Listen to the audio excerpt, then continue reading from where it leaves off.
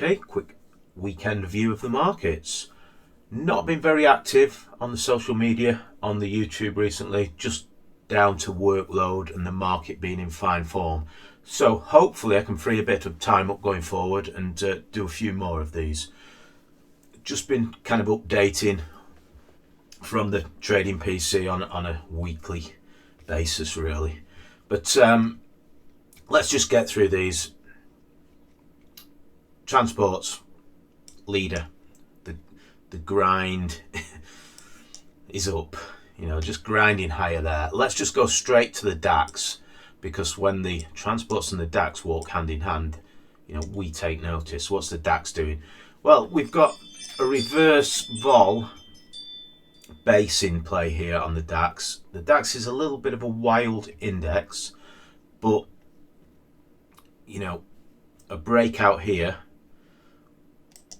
would be in line with the transports, wouldn't it? Moving back to the industrials just bumbling around at all-time highs. What would be normal action for the industrials? Well, if we get a pullback, mean trend would be somewhere here. That would be an extremely interesting area to buy the dip again. S&P, as you know, we went into this with a buy the dip attitude. Perfect. Out through this base level, trading at all-time highs again. Any pullbacks in my world would be buyable opportunities, as this one was and this one was. Why is that? Well, when you flick the switch, when the markets trade all-time highs, that is, and my trend models go full bull, especially in the US. That is the switch. What? Reverses, sell the rip into buy the dip, and one market does not make a trend, but most markets doing the same thing. You're always going to sort of go with the numbers, aren't you? Nasdaq not made a new high yet, but the action is hard to sort of argue with, isn't it? It's just digestion, normal action. Russell, obviously the last pullback, the Russell just retained relative strength, active low, high high, and we talked about it. I think we talked about it in the last video. Being, holding the strength along with the 250 in the UK and the small caps as well, and small caps especially. So the Russell and the small caps broke higher and did normal pullbacks, and then off they went on a huge run. So that was fantastic for us.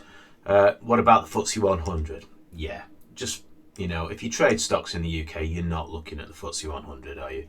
I know I repeat that a lot, but I've seen this level here, and if it drifts into here and coils up or whatever, if the market pulls back, the FTSE will probably go deeper because it's relative weakness, and that's the same for the weakest market in the US. At the moment, it's been the Nasdaq, but that could the Nasdaq can do its own thing for a long time though. So we'll just move on from that. We'll quickly have a look at. In fact, we'll just go straight to Bitcoin first, because if you viewed the last videos, we talked about Bitcoin when it was here, and basically we said, this was the right side of the base, the cheat, the little area where you can get reward to risk towards, a measured move. What, my measured move would have been in this little zone here. But once this broke out and traded 52-week highs, we said, this is not where you find reward to risk. This is where everyone was talking about it, as we know, for all this period here. After the fact, it's always the case. And go back and watch the videos. This is what we did. We put a box on mean trend, and we said, this is where reward to risk is found. And in my end of day screens, it closed up on this day here, swing point for buying on this day here, and this is what happened. I'll have to zoom that out.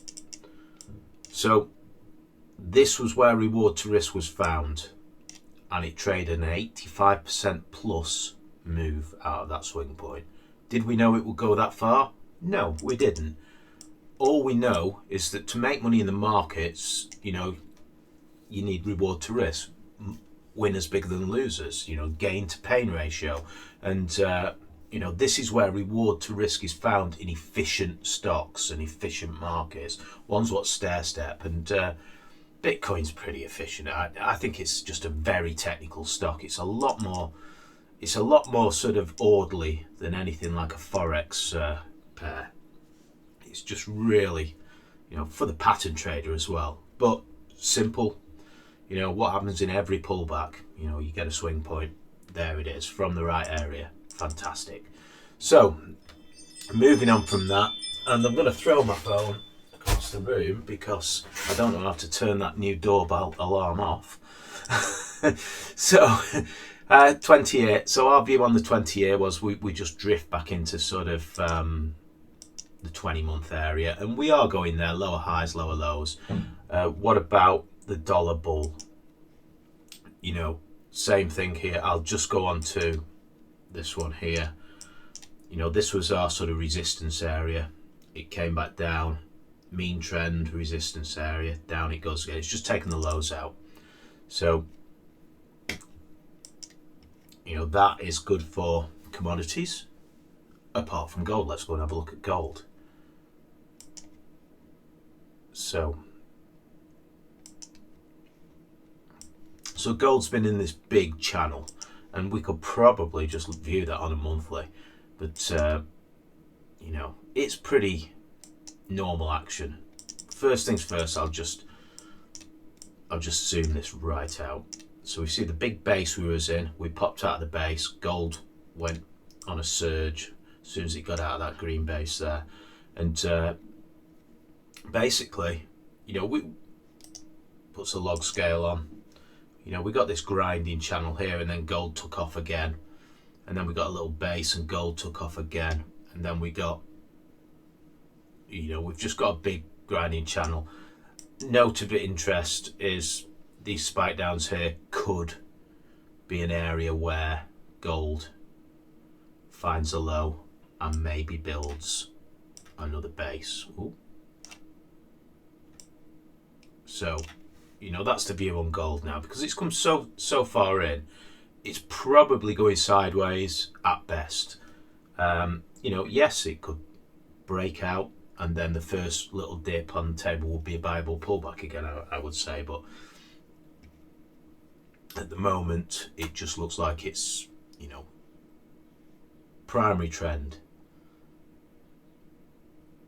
counter trend. So this is a counter trend pullback in a primary uptrend. So, gold stock's just not in play at the moment. I'm not seeing any on the screens, hardly. Just a couple of minnows hitting the screens. Other than that, virtually nothing. So, that's a pretty good, where are we going now? I think we've just got very normal action, and are we going to get a little bit of a frothy market towards Christmas? Who knows? I don't trade seasonals. I sit in front of the computer every day, and I just trade my own sort of methods, longer term trends, which I don't trade around much, and shorter term swings. So, the market is in pretty fine form. There's a lot of stocks broken out of bases. The stocks what have got all wide and loose on this virus news probably will all coil back up. Very few of them will continue, I would say. Crash and burn statement there, but normal. You're going to see retracers on the ones what actually want to go higher, and they will be viable retracers. Some of them will just fade and just go back into choppy sideways ranges probably, but my focus is on growth, so I'll be looking for the best growth stocks in the market at the point in time when they hit the screens. Okay, I'll leave it there.